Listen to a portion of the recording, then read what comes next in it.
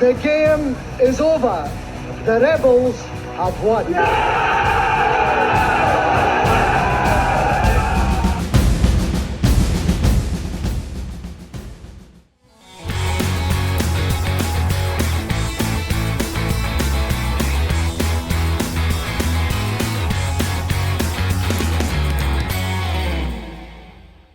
As we've covered in the Battle to Save Celtic series so far, the early 90s were a treacherous time for Celtic on and off the park as the club found itself lurching from one crisis to the next. Fans were up in arms at what was going on, but in those pre-internet times there were few places to express their viewpoints, which is exactly where today's guests come in. Not the View Fanzine was created in 1987 and quickly became a fan's favourite due to its humorous take on all things Celtic, whilst also providing a voice for regular Celtic supporters. On that note, I'm delighted to be joined today by Gerry Dunbar and Joe Miller as we cover Not the View's journey, and in particular their influence on the Battle to Save Celtic across those early 90s. Lads, welcome both to the show. Gerry, we're approaching 37 years since Not the View was founded. How did it all come to be? It all started, obviously the title tells you it was a kind of not so much a backlash, a response to what we were seeing in the View, and it all started quite spontaneously. We used to drink in the Horseshoe after every game, and I think it was the end of the 86-87 season. Davy Hayes' last game, I think it was against Falkirk. It was dreadful, and after a few pints, usual greeting meeting, and somebody came up with it. I'm not even sure who it was. It might have been me. I don't know. I can't remember. But somebody came up with the idea of why don't we're all complaining about the View, right? It was how dreadful it was, and £10 star letter. Remember that? No. Well, in the letters page, £10 star letter. The best letter got a tenner, and every letter made on this started with congratulations to Jack for getting on the board for, and then it must have been Jack. It was writing him. Signed Jai McGinn. And let's start our own, and nobody really had a clue. How do you start a magazine? What do you do, And as usual, most people, they wake up the next day after a session. You don't expect me talking on it about, let's leave all this and go away. And you don't expect your mates to turn up the next day in a camper van, tooting the horn, going, come on, remember last night you told it. But it was resurrected the next day, and we set about pasting it all together, typing it up. Had to get a typewriter, pasting it up, and then we photocopied it and took it down to the Celtic versus Rangers game, the start of the 88 season, and it just 50p it was, and they were flying out of our hands. Was that Billy Stark 1-0? Correct. Start game? Yes. What was the message then from issue one? Obviously, we know everything that follows in the drama of the 90s and the despair of the 90s and everything else. So lots of content, I'm sure. Then, what was the tone of the very first issue? Well, I think it was always kind of anti-establishment, and that's always as far as Celtic fans are concerned, that's always a good thing. I think there had been a fanzine called the Celt, I believe, and it was in the early 60s, and they were sort of like pretty harsh on the board about conditions that they had to watch the game in on the way to the ground, about the directors and all that. And it was more or less the same, because if you remember the end of even at the end of the centenary season when we won the league, people were actually, this team still cannot sustain this. It's a one-off, and we all get that, but we need investment in the players. The stadium's falling apart, and just doing it up piecemeal and all, it was never good. And then of course you had Murray and all that carry on. Yep. So I just personally, I couldn't see a way that we were going to compete going forward the way the club was structured. Okay.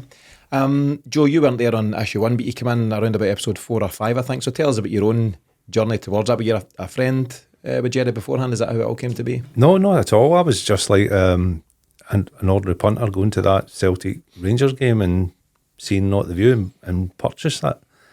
And I was like, where'd this come from? This is amazing. It just felt like so street, a kind of punk kind of vibe to it as well, It's like, so I think I got the second issue and I got in touch with you. I think you had an advert in or something, anybody want to help out or whatever. And it turns out we drank in the Horseshoe as well, but didn't know each other. Right. So we got in touch, and I think it was the 4th, 5th issue, and started working on ideas and putting things together. And we used to meet up. I used to bring like books, all playing for Celtics, and try to get old firm pictures when it was the old firm, obviously back then, and just getting like battle scenes from it, you know, and using these photographs and try to not saying upgrade the magazine, but still, I'm a graphic artist, so I kind of, but still want to keep it that total street feel and a kind of rebellion about it. And we used to meet up in midweek, absolutely hammered, see our notes the next day and have to get in touch with each other and go, what did we agree on doing? You know, that's how organised we were. Yeah. The actual, it's quite interesting, the actual process of say, getting a picture and reproducing it and maybe adjusting the size of it. It was not on a machine. It was like kind of massive, kind of great, thick bits moving. It was like, you know, Photoshop or something like that. It was all kind of, you know. Yeah, it was darkroom stuff. I was in a darkroom working constantly trying to do these photographs down. I think a lot of Celtic fans yeah. were dark rooms during those times. Well, it was dark days indeed. Is there anyone that was involved on those early days, your day one or otherwise, Gerry, that's still involved with you guys now? Is there some guys still in the team? People chip in now and again, like Sir George of the Jungle and so on. It's up to them, you know, when they feel like it. Right, okay. Tell us about the word malcontent and how you ended up embracing that term. That wasn't my term. It was Jack McGinn, actually, in the early days when it first came out. And you put a wee bit at the start, you know, thanks to, you know, and it would wind its way up to the boardroom, and they would scour the names to see if they knew anybody, you know. And I think there was a wee bit in the Celtic View or something about it, and he described it as these malcontents intent on ruining the club or something like that. You know, quite happy to adopt that. Very much so. It helps with your infamy. Absolutely, as you're building the brand. Our story in terms of what we're doing with this series, the Battle to Save Celtic, it ultimately focuses on Fergus McCann and the takeover, which eventually took place on the 4th of March 1994. But what was happening at Celtic in 1987 and beyond, and what was the main focus of your content? Obviously, as you mentioned, Gerry, we won the Dublin Centenary season. We've then got the Joe Miller Cup final, the other Joe Miller, of course, Cup final in 1989. But do you feel that was papering over the cracks in terms of the wider picture at the club? Yeah, and who was good and bad in terms of playing and all that, didn't he really come into it, to be honest? And I think after about issue 3 or issue 4, George of the Jungle was on the trail of the accounts at Company's House. And again, it's not like today, it wasn't easy to find these things. Mm-hmm. So you had to go to Company's House, get a microfiche, if you know what that is, bring it up on a screen and just copy the numbers out. It was important to, whatever the board were telling you about the robust health of the club was undermined by what the actual facts were. Yeah, in terms of the accounts and all that. But these weren't readily available at all. And basically following the numbers let you know that what you were hearing from board level wasn't actually what was playing out. No. Joe, do you feel there was a general lack of communication between the club and the fan base? Always has been. And to this day? Yes, still to this day. Can maybe touch on that later. But yeah, definitely. But and similar to today as well, there were still fans who, when we were standing in the street selling Not the View, would go by and shout abuse at us. Yeah. So you still had that element, but generally it was accepted and everybody took it on board. And as Gerry said, it wasn't easy to find all these kind of stories. You had to really dig them, and we weren't like professional journalists or anything like that. We didn't have time, we were all working, and so it was a hard shift and all that. And I just thought, at the time, I thought this is going to grow and grow for us as a fanzine, because there was that many people contacting us, the letters pages, people telling us snippets. Even, I think at the time there was a few journalists. There was one or two. I mean, let's not mention any names. I wouldn't like to embarrass them now, but there was a couple of journalists wrote a couple of things. There was a couple of people in the know. There was a couple of people with a contact in the board that would tell you stuff about what was happening. Some of it, not being able to pay the milkman. That was one of the stories that somebody told me. And then I got a letter from the milkman saying that he wasn't up bothered, and two, he was promised the money the week after or something like that. So he was worried about it. But that goes in the magazine because it's the kind of stuff that, don't forget, you only had newspapers then, basically. Mm-hmm. And so they print stuff like that. So it goes in, In terms of stuff like that, so it leans towards my next question. Not the View is and always has been famed for its humour. It's very much the kind of centre point. There's obviously important issues at different times, but humour's always there or thereabouts. Is that something just you guys adopted in terms of your own personalities, or did you realise early on that was a good vehicle to tap into a decent readership? I mean, if you lived through the 90s, I mean, what are you going to do? Are you going to, what's your alternatives here? It was so bad, really, that, you have to kind of whistle in the dark, lighten the mood a wee bit, But I think most Celtic fans have a good sense of humour. I think so. Joe, you mentioned that you get a bit of stick at times selling the magazine in the early days, and it reminds me of some of the chat I had with Jim Orr, who I believe you guys know. Jim was part of Save Our Celts.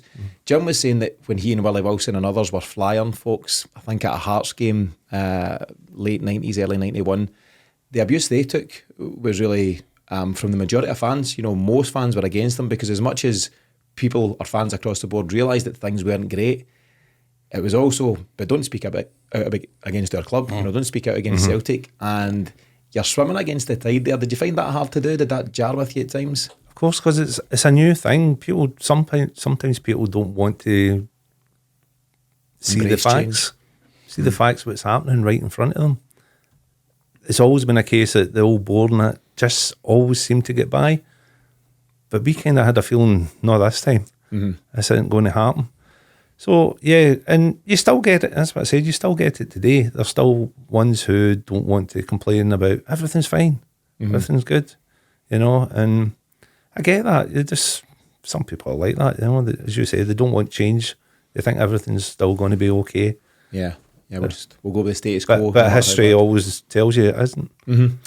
As we head into those early 90s, you can take your pick in terms of the amount of issues that are, facing the club. You've got the Hillsborough situation, which leads to the Taylor report, which demands that you must have all-seater stadia first and foremost.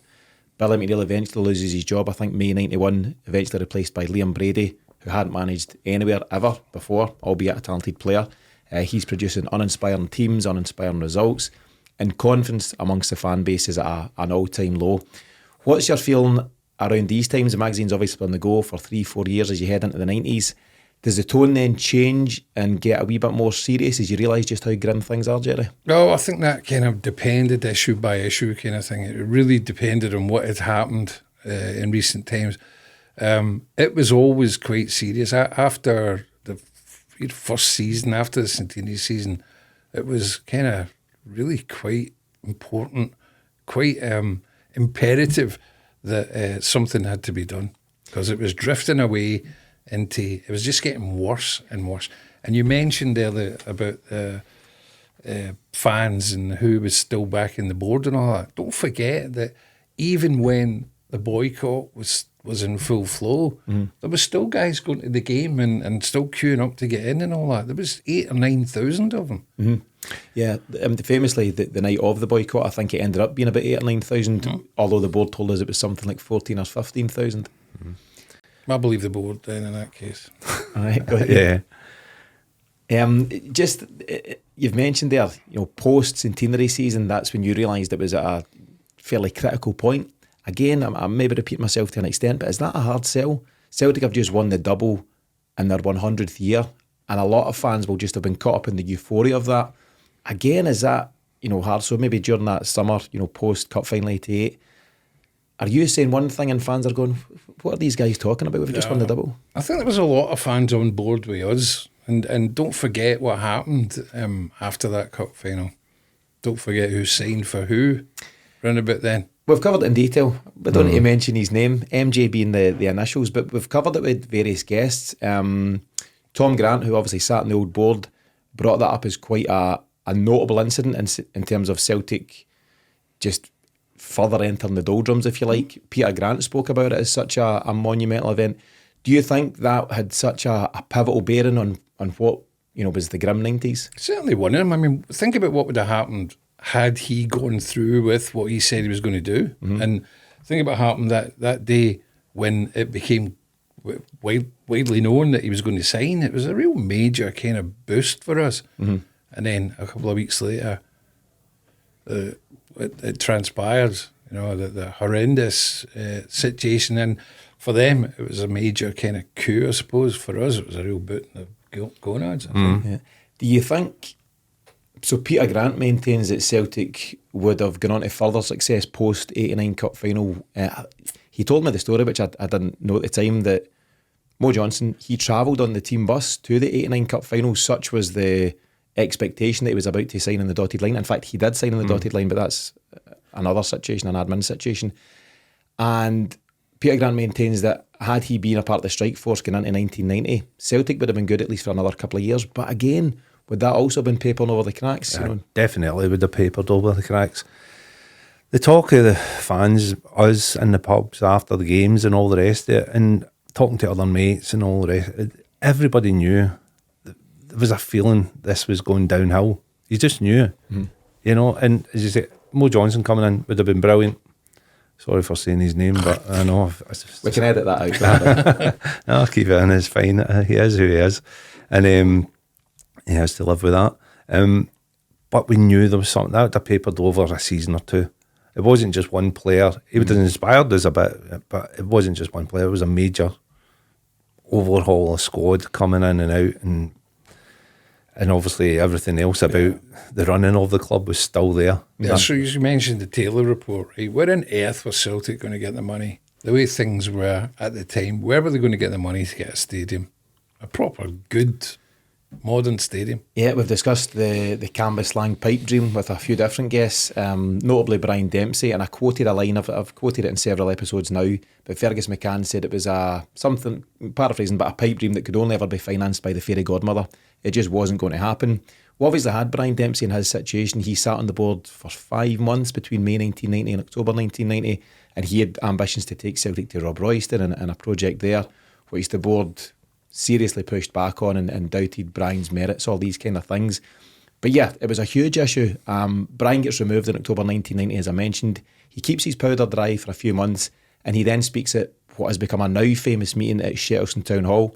Also speaking on the day, Chairman Joe Beltrami, Willie Wilson from Save Celtic, and yourself, Gerry, you end up taking to the stage on that night. So can you tell us, first of all, how that came to be, who invited you to speak, and a wee bit more about the meeting itself?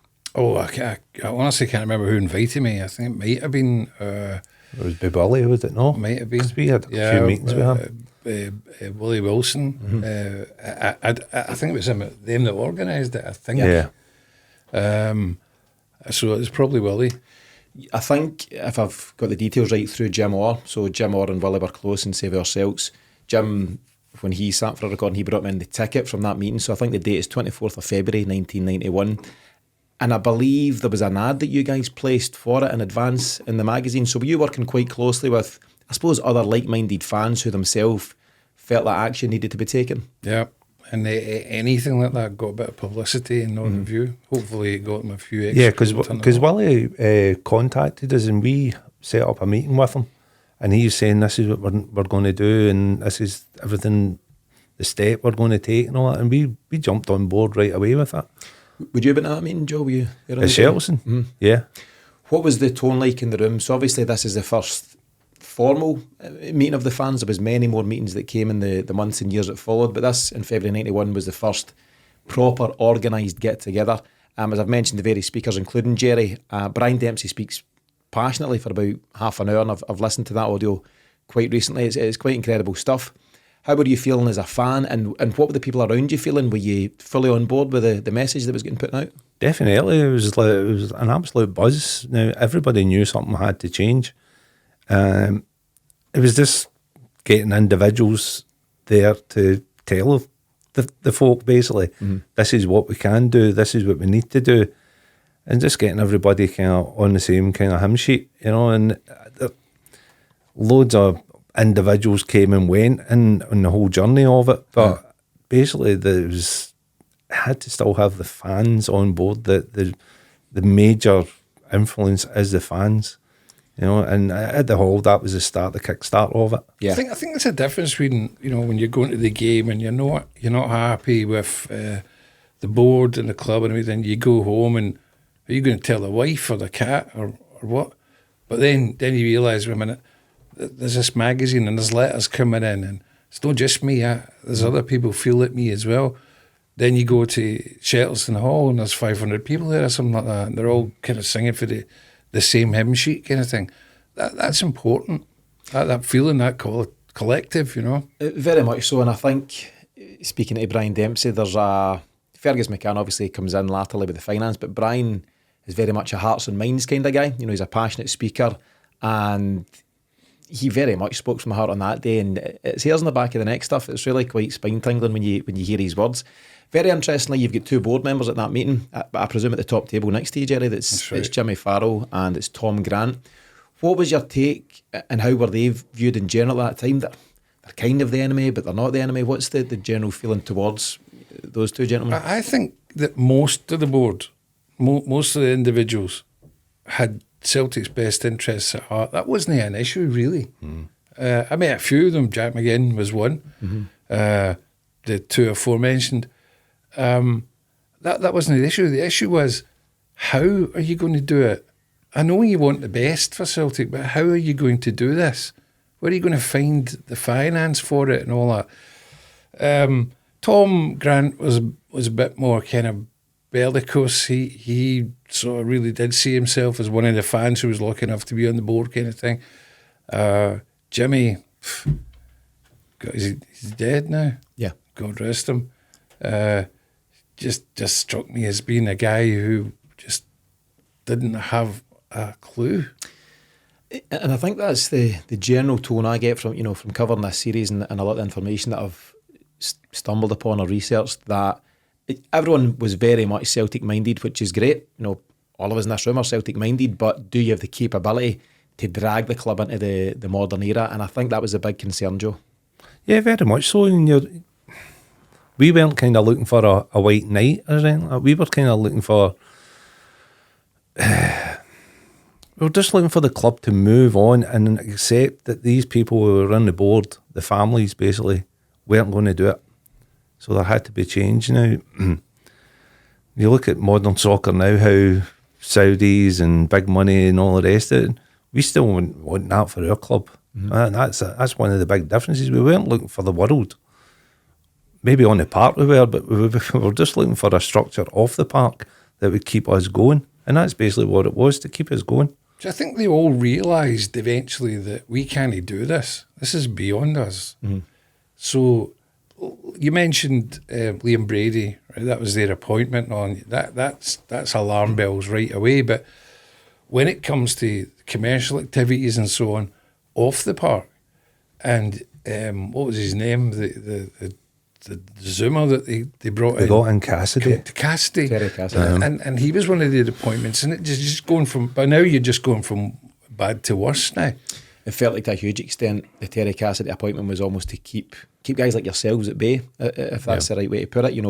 The board were getting so much flack, and Terry Cassidy became a bit of a shield for them. Attack dog. It was that kind of thing But going on. that's kind of like, is that not indicative of you got all these candidates lined up, and this is the guy that you thought was the best one for Celtic. Even on the Liam Brady appointment, I've heard that the options were Liam Brady, Frank Stapleton, who I think also was untried as a manager, and Ivan Golak, who ended up being pretty successful at Dundee He won the United. Scottish Cup or something, didn't he, with Dundee United? And he was deemed Celtic weren't ready for an Ivan Golak type thing, so we go for a guy who's never managed a game in his life. Strange appointment, no doubt, and no harm to Liam Brady, talented guy, tried his best, but was out his depth, and maybe in similar ways to some of the folks on the board.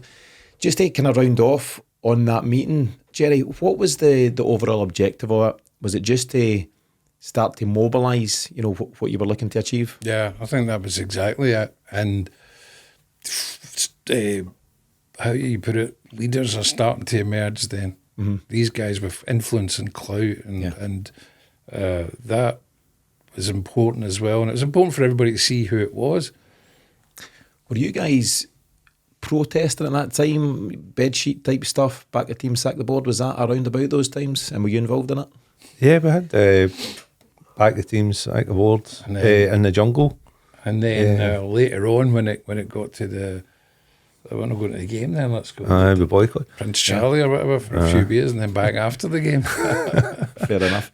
I had suggested, I've mentioned Jim Orr a couple of times, and Jim was great when he was on.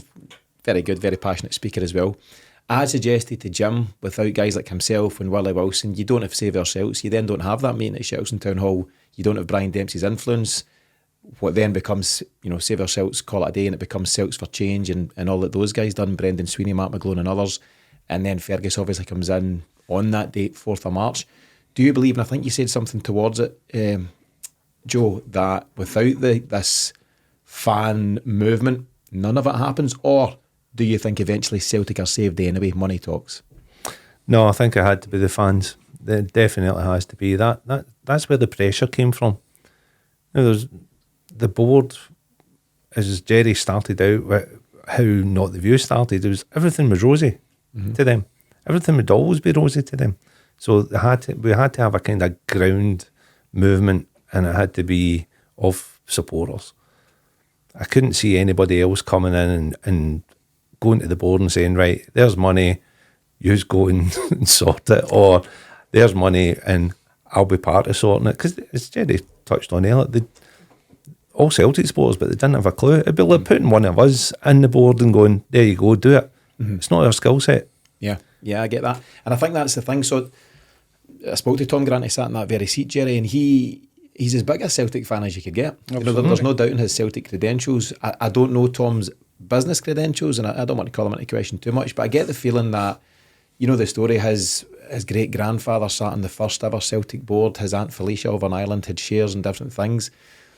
And I think Tom was honoured at the prospect of being given a place on the board, kind of like one of us in the room might be if it somehow came to be, and found it too hard to say no to that opportunity. And then once he found himself in there, you're in a hell of a position, because you realise you're in and have an influence on the club you love, but you're maybe just not capable. I'm not saying Tom specifically, but whether it was Tom or one of the Kellys or the Whites, yes, you love Celtic, but you don't have the skill set to take the club forward. Football, Tom was riding two horses, so to speak. Football was changing dramatically as well during that time, as was touched on the Taylor report. But back then, running a football club, it was just bags of money moving about, and putting out the attendances, but it was all changing. In modern day, it was coming really quick, and these guys weren't prepared for it. I read what I thought was a quite ridiculous story. A couple of ridiculous stories actually in Michael Kelly's book, which people might not like me saying so, but it's a really interesting read. So his book is Paradise Lost, I believe, and there's some great detail in it. And I think any fan around that time or beyond would be interested in some of the content. But he tells the story of when Paul Elliott signs from Pisa, and as part of the deal, they wanted some of the money in cash, right, for whatever reason. And I believe Jack McGinn goes down to Celtic's Bank of Scotland in town, and basically draws 150k in cash to give in notes to these Italian directors, who then sail off. You just can't imagine. You talk about bags of cash. It is literally bags of cash. There's also another situation, Paul Elliott involved again, and Charlie Nicholas, where to allow them to make up the money that they wanted to achieve at Celtic, Brian Dempsey's company built them a house, which they could then sell after 3 years and take profit off. There was just madness going on, and I'm not making these things up. These are there in writing from Michael Kelly, who was a prominent member of the board at the time. And again, it's just indicative of some of the, I'd have to say, nonsense that was going on. Yeah, as I said, times were changing. You couldn't do that anymore. It was moving on, and as I said, the board didn't see it. Yeah. As we head on from that period, so that meeting, February 91, Shelton Town Hall, we go into the pivotal period between 1992 and 94, and there's a whole host of players involved at this time. We've mentioned some already, from Brian Dempsey to Jerry Weisfeld, Willie Hawkey, Dominic and Eddie Keane, John Keane, David Lowe, and of course Fergus McCann.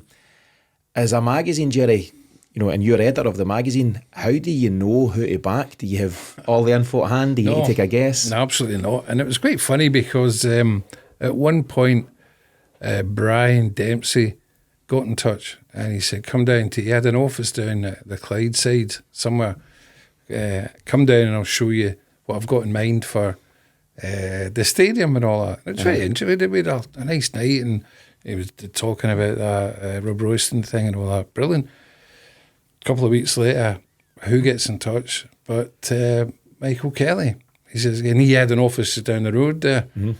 Come on down and I'll show you the plans for doing up Celtic Park. So that's why you have to keep, well, with respect to them, you have to keep these guys at arm's length, right? Rather than be influenced by one or t'other. No succulent lamb on offer from any of these people? I try to think. Brian was quite hospitable. I got a coffee and a sandwich or something.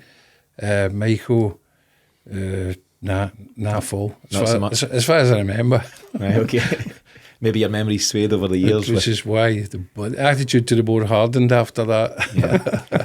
Did you feel, though, a responsibility at that time? Because obviously you've built up a readership. You know, people have bought into what you guys are selling, and they're maybe taking quite a lot of note of what your message is at any given time. So if you come out and say, yep, Brian Dempsey's the man, or Jerry Whitefield's the man, did you feel the burden of the responsibility there? No, I think the thing is to put forward the truth, or at least the truth as you see it.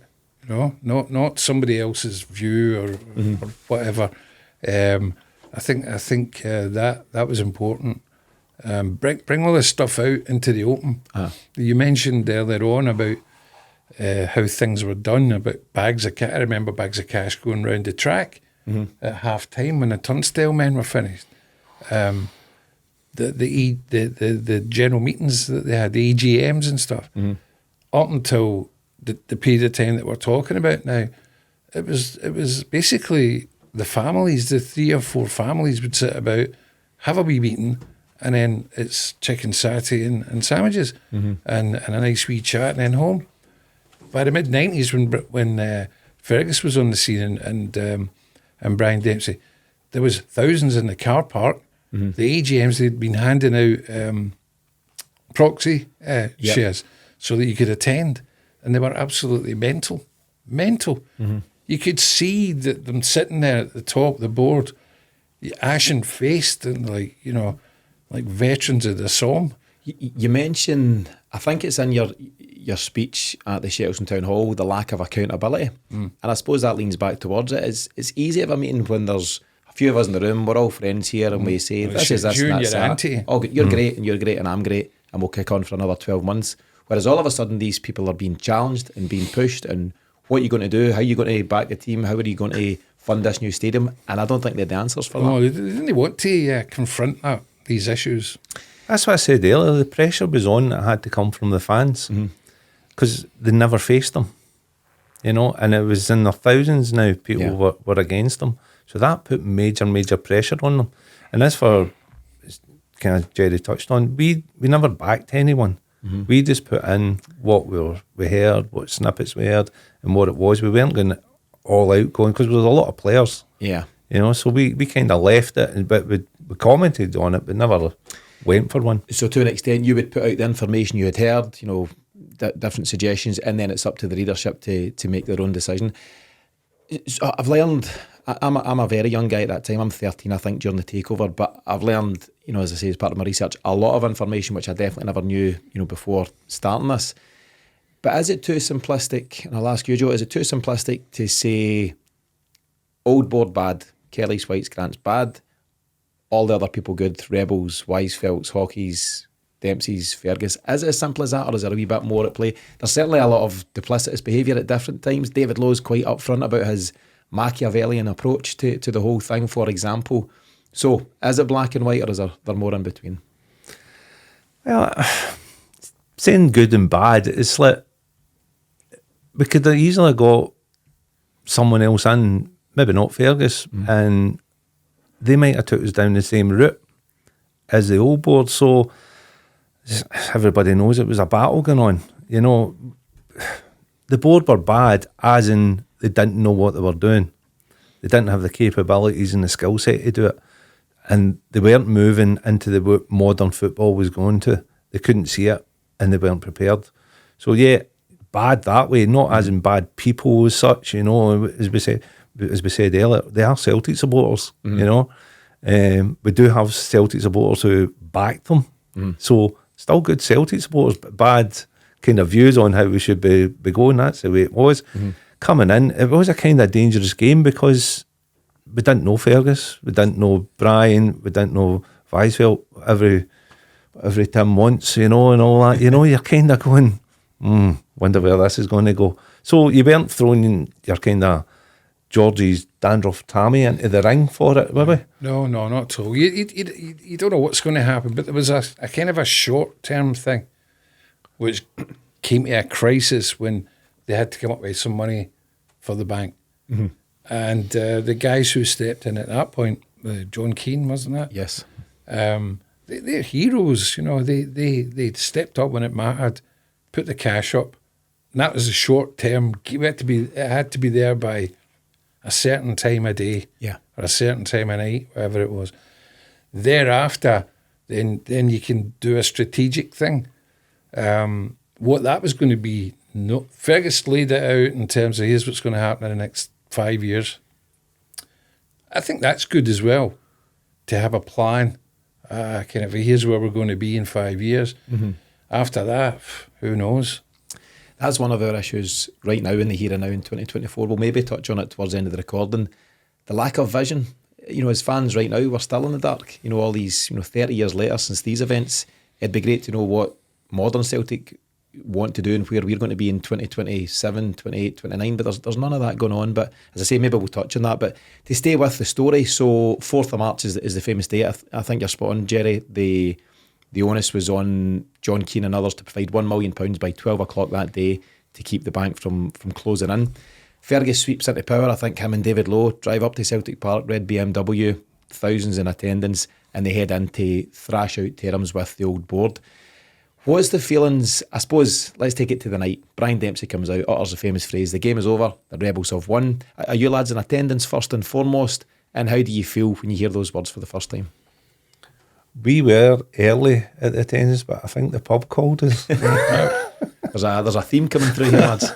we were still kind of in boycott mode. It was chucking it down. It was lashing. No, we weren't at the. We didn't stay. There were some of us were up, but we didn't stay. I think folks had been at Celtic Park all day. I think it's around about 11, half 11 when Brian Dempsey and Fergus eventually emerged, but there's folks who'd been there early bells, rain chucking down. There's a famous and funny picture of a guy with a Hado's bag on his head, protecting himself from the elements. But obviously you do get the message, whether it's in the pub or through word of mouth or the morning after. Game is over, Rebels have won. The old board have been ousted, so I suppose objective number one achieved, and the new guys sweep into power. Fergus McCann, as you guys will know, had been trying to get into Celtic for some time. I think he had meetings with the board, 88, 89, and Chris White had dismissed him at the time. He'd come back at different points and been rejected, but he was eventually in. So what's the feeling, Gerry? Is there euphoria initially, and is there a wave of optimism about what then could lay in store? Yeah, I think there was very much a sense of optimism. The feeling that it just couldn't get any worse. We had bottomed out by then. Yeah. And this is after 3 or 4 years on the park being dreadful as well. So there's the feeling that things just have to get better from now on. Was there any concern? Obviously, we all know about Fergus now, and he's synonymous with modern Celtic, but at that time, a relative stranger at the fan base, quite a quiet, a bit of a mystery man almost. Yeah, but he was... I've still got some of the literature that he was posting out. Yeah. I think he managed to get a hold of the database, whatever it was, the season ticket holders and all the rest of it. I remember getting letters from him, pamphlets and whatnot, saying, here's what we're going to do. Mm-hmm. There was simple things right away with Fergus as well. Was with your season ticket, we're going to give you free travel with your season ticket. Now, just you're going, that's unheard of. What's that? Ahead of his time. And the old board would never even look at that. Trying to get a season ticket under the old board was a mysterious process as well. Fergus was pitching season tickets pretty much from the get-go. Yeah. It's a big thing of his, or it was a big thing of his coming from the States. I believe he's a huge ice hockey fan, and I think he adopted it from that sport, and basically whoever he followed, if he didn't have a season ticket, he didn't get to the game, which is kind of what we see at Celtic now in a positive sense. Everyone needs to buy in and commit to it, and that's the way you get access. But he was ahead of his time then, and around that time the chat was, again, I'm referencing Jim Orr a lot here, but I think Jim said the board were Jim had a season ticket back in the days when people didn't generally have it. I think he was one of 4,000 at the time. And there was chat about increasing the season ticket base, and the board didn't want it because it gave too much of a voice and too much power to the one group. That in a nutshell kind of tells you everything you need to know. But anyway, Fergus, as I say, comes in 4th of March, hugely ambitious, hugely exciting time for the fan base. And relatively early in his 5-year plan, we see the share issue that generates something along the lines of 20 million plus, and sees the building and development of what is now the modern Celtic Park. We take it right up to the bumper in terms of the on-the-pitch stuff, but eventually we stop the 10 thanks to Wim Jansen in May 1998. But then you've got Fergus famously being booed when he raises the league flag on the opening day of the next season. I think it's with Tom Boyd in attendance and a couple of others, and he's booed at that time. The suggestion is that was driven by the mainstream media. Obviously, he'd fallen out with Wim Jansen. Wim Jansen is the saviour, wins the league. A few days later, he's gone. There's various rumblings behind the scenes. Fergus didn't go on with Tommy Burns, a hero to, I think, everyone in Celtic world. So all of a sudden, Fergus, the White Knight, the saviour, is kind of no longer. What do you feel, Gerry? How do you feel when he's booed at that time? Was it right, wrong, media driven? What's your take on it? No, I don't think it was right, and I do think it was media driven. They have the media at the time, the guys in the papers. They chose their victims, and they really went for it, and went for Fergus in a very nasty way. The Saddam Hussein headline, if you remember that one. They went for Jock Brown in a kind of similar way. The boot was getting put in right away. Too many people were reading that and thinking that it was the truth. So no, it wasn't. It was a bad day, that. And again, it's the challenge of those pre-internet, pre-social media times. And as I said at the top of the piece, you guys had the voice, the vehicle to get some of your messaging out. So how does the messaging change post-takeover? Are you all in on Fergus and the dawn of a bright new era for Celtic, Joe? What's the tone around about, if you can remember roughly, around about those times? Well, discussion for all us was exciting times. Now, we were told what his plan was. We were looking forward to it. We could see the finance, share issues. We all bought shares. Again, we all thought this was going to be our voice into the club, and obviously now it's not. Your shares are just your shares. But it was totally exciting. We'd seen the back of the old board with new visionaries coming in, telling us about what they're going to do, how modern football is moving along. We were being part of that, and look, the future looked green. It really did. So we were quite happy, but we weren't singing and dancing about it. We were still kind of, let's wait. This could fall at any time. Yeah, it's us. You'd been burned in the past, and you were wary. It's interesting that just very recently when we've put out some of these episodes about the Battle to Save Celtic, and Fergus is obviously mentioned in various places, some folks, and I do believe it's a big minority, but some folks still, they say it doesn't sit right with them that Fergus made so much money off the club. The chat is he invested 9 million ultimately of his own money and walked away with something like 40. I don't know where you lads stand. I'm completely comfortable with that. He came in, he took all the risk, had a vision, said he was going to be here for 5 years, stayed for the 5 years, and he moved on, and Celtic were in dramatically healthier position than when he left. Before he arrived. How should someone like Fergus McCann be remembered at Celtic? I don't think that philanthropists are thick in the ground when it comes to football clubs. I think it's an easy way to lose a lot of money. Yeah. Fergus was not lucky, that's not the word, but he must be one of the few guys who bought into a football club, invested a lot of money and walked away with more money. That just doesn't happen anymore. Yeah. You need to remember as well what Fergus was doing now. He took on the SFA with Jim Farry and George Cadetti incident. Now, if he was just in to make money and not really caring so much, why did he invest so much time in going for them?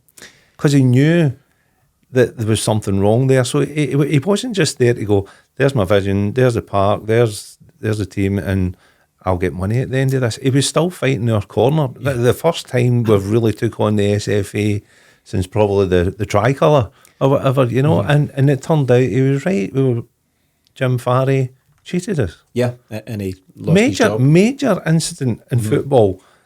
But Farry was still giving his check for leaving, all the rest of it, and Fergus was proven right. That's it's overlooked now quite a lot, and it's also the media also went inside with them.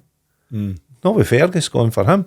When it all came out, they all patted each other's back and went, yeah, it was, that's what we thought and all the rest. Yeah, But after the the media fact. were still going for Fergus there. And that's the thing, and I think most people are aware that Fergus wasn't just some random Canadian businessman with no emotional interest in Celtic. He was part of the Kilsyth CSC. I thought it was Croy, but you might be right. One of the two, yeah. But yeah, he went on the supporters bus to daft games at Still and Albion and all that. Yeah, so he cared for the club. I think he had two hats on, two bonnets on at different times. The business side and the fan side, and that's why it'd be easy not to take on that fight with SFA. There's bigger fish to fry and different things, but on a point of principle, he dug deep and he was right to do so. What for not the View at that time in terms of, as you say, Gerry, you're anti-establishment, you're anti-Celtic. The Celtic magazine is obviously the Celtic View. You're not the View. It's there in writing. But then things are going good at the club. So do you become not pro-establishment? Is that a thing? But are you kind of riding along the wave of positivity and being as positive as the club? Yeah, partly, and then partly the guns kind of shift slightly, and so your targets are then the likes of the media, the refs, that kind of thing. You mentioned that the old board at the time, some of your stories and cartoons and different things will have made its way up to them, and Jack McGinn and other guys leading to the malcontents comment. Did you get wind that anyone as part of the new Celtic were aware of what you guys were doing, Fergus or otherwise? Well, Fergus, during the Hampden season, Fergus asked two of us along to a game in the boardroom, gave us an interview. As in for the publication? Yeah. And how was it? Brilliant. Yeah. Brilliant. A lot of folk, there's conflicting stories. Some folk, talk it was so difficult to deal with, very snipped, very kind of short phrases, what do you want, all these kind of things. Whereas others have said he had a real wicked sense of humour. Did you get a vibe for that? Well, I can't remember. I'll look out the interview for you. Yeah, that'd be great. But it was done in the boardroom at the old Hampden before it was done up, and underneath a portrait of Her Majesty the Queen. Very nice, very nice. I don't have any pictures, unfortunately. It was not days beforehand, and all that. But it was great. One of the other things I just want to touch on about going back to Celtic Park and the new stadium in Fergus was we and the old board, we got the bust of Jock Stein done. Yes, very much. Went to People's Palace because Celtic wouldn't accept it and take it. And Sean Fallon did the ceremony that day. Beautiful statue, absolutely beautiful one. And it sat in there, and we thought, fair enough, quite fitting. They wouldn't accept it from us. And it's now pride at place at the entrance of Celtic Park, and that was part of. It was presented to Fergus on Celtic Park. On Celtic Park by George. Yep, in front of the North Stand. And the humour why it was George is because we sat up in the bar and pushed him out to go and do it. And did you not fancy your moment on the pitch? no, not really. No. So that story. So I think most fans will be aware of the bust. It's a beautiful thing. It sits immediately facing you as you walk in the doors at Celtic Park now. That was Fergus's idea. What was the messaging at the time from the old board to say thanks but no thanks? So you had raised funds amongst yourselves, So yeah, subscriptions and stuff like that. You get this beautiful bust of Jock Stein, Celtic hero created, and the board say no.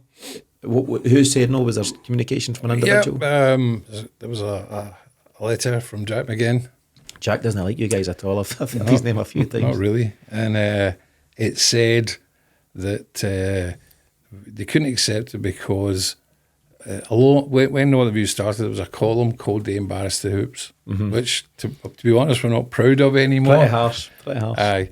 And anyway, their reasoning was that some of the players that Jock had signed had appeared in that column, and therefore you could have come up with any excuse. Yeah. Right? You don't really need an excuse not to accept it, but that's what they said. Okay.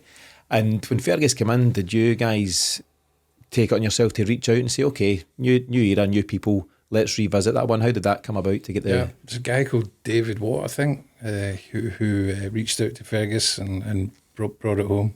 Great, and it's still there to this day. And I mean, that must be a real sense of pride in that, Joe. Oh, it's great. I've been in a few times now when you get in the main door, and it's the first thing I always look at, first thing, because I just think, that's just for fans, for the street, for the terracing. You know, that's just, it just says everything, and obviously because it's an absolute belter, a joke, you know, and you just think that's where it should have been in the first place. I think you can hear the pride there, and that's, you know, when you started back in '87, Gerry, I'm sure you've had various ups and downs, and it's been a long journey, hopefully a mostly positive journey, but that in itself, it must be, you know, a real symbol of all the great work that you've done. Well, absolutely. What we don't have is a wee plaque at the bottom of it that says Not the View on it, but we will get round to getting that fixed. We have approached them about that with us. Years ago, we're still not done it. Talks are ongoing on that one. Breaking news.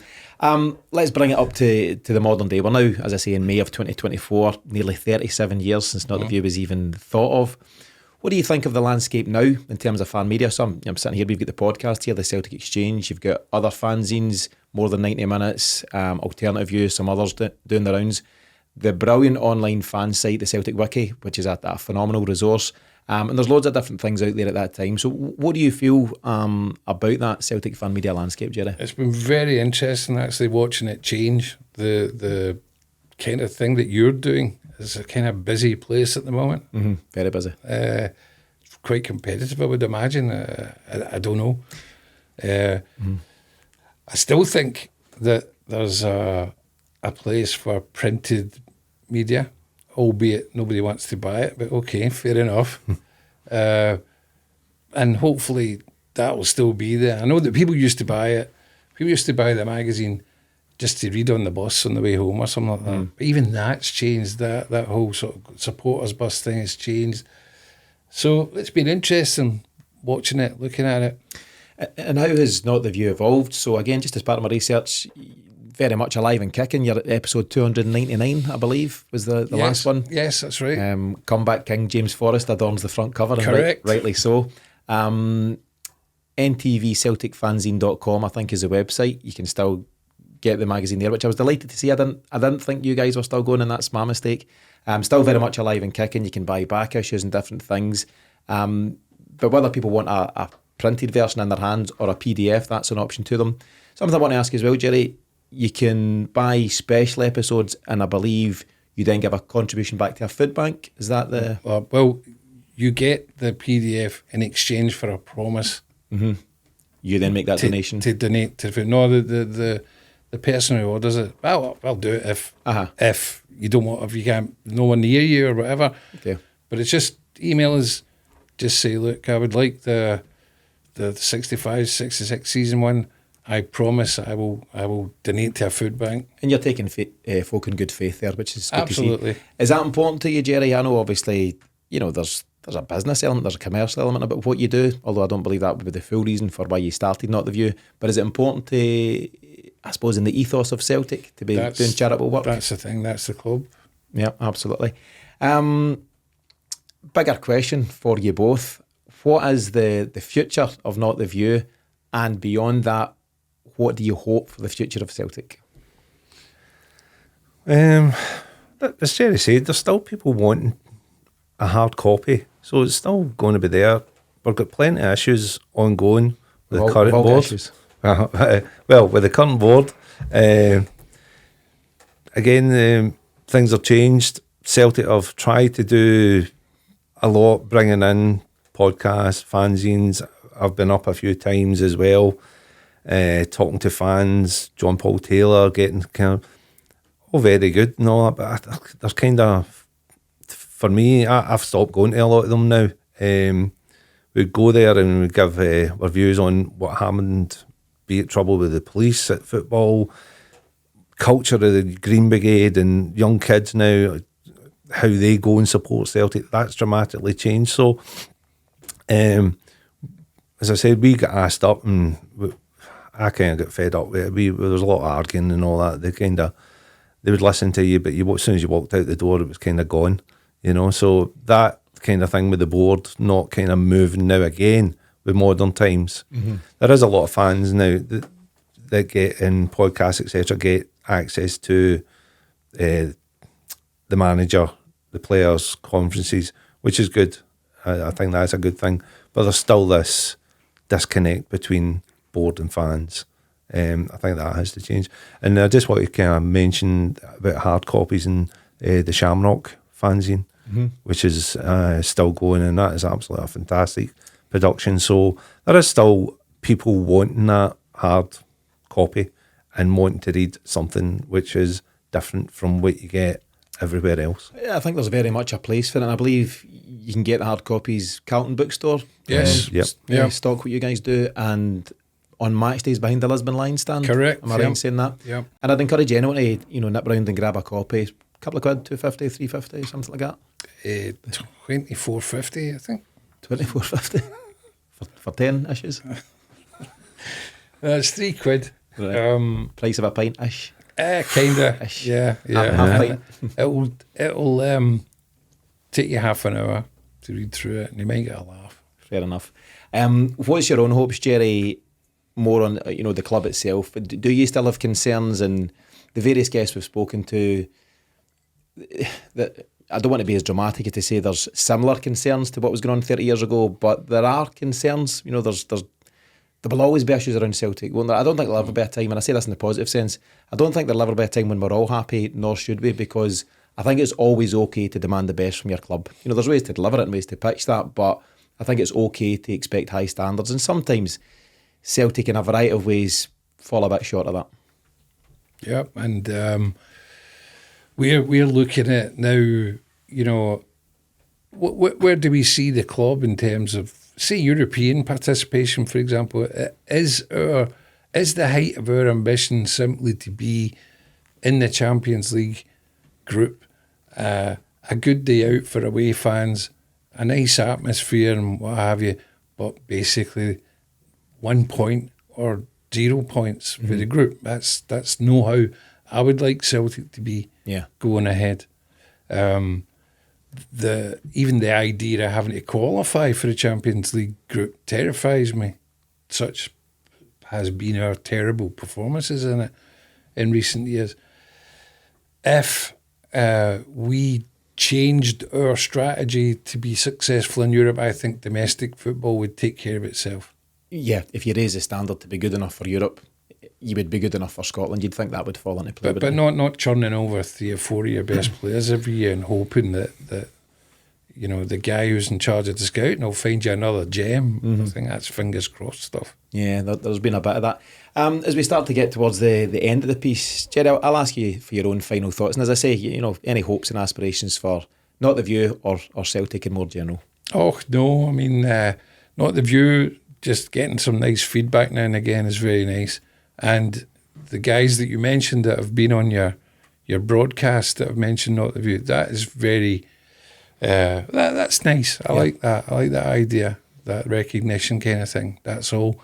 But, going forward, who knows? It's a nice wee hobby to have. Very good. Joe, and your own final thoughts?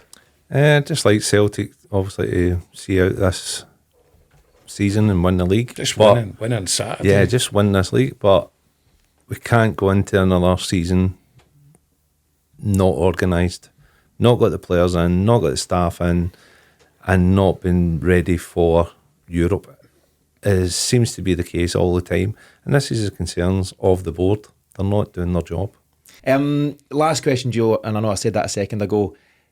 Not the View has been part of your life for nearly 40 years, fair to say. How important has it been to you? I know, Gerry described it fairly casually there as a hobby, but it's obviously important to you both. How important has it been? What part has it played in your life over those 35, 40 years? I've absolutely loved it. It was an absolute dream come true again. The only magazine I wanted to sign for. Yeah, it's like, It was amazing. Just so many people were met through it. Now, all over the world, indeed, we've met a lot of people through this fanzine. I just loved it as soon as I seen it, and I even got a nickname out it, so that was even good. I'm still known as Average. Average Joe Miller. Great stuff. Good note to finish off, lads. It goes without saying that here at the Celtic Exchange, we wish you all the best. You've done amazing stuff over those last 37 years, and all the very best for whatever the future holds for Not The View. All that's left is for me to thank you both for coming on today and sharing your story with us here on the Celtic Exchange. Thanks for what Not The View did back then and the part that it played in the battle to save Celtic, and thanks for what it continues to do all these years later. Gerry, Joe, all the very best for whatever the future holds. Cheers, Tino. Great stuff. The game is over. The rebels have won.